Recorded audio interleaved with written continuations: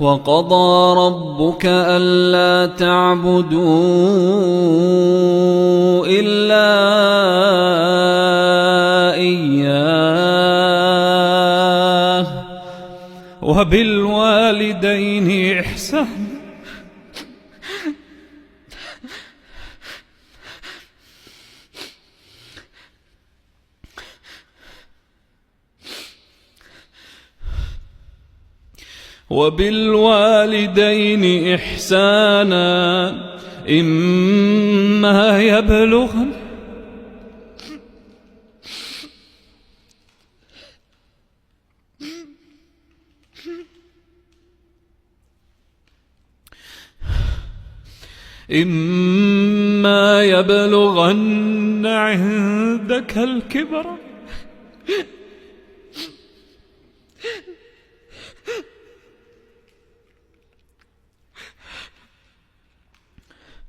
إما يبلغن عندك الكبر أحدهما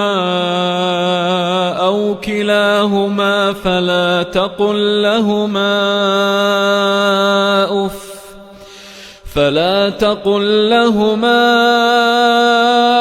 أف ولا تنهرهما وقل لهما قولا كريما واخفض لهما جناح الذل من الرحمة وقل رب ارحمهما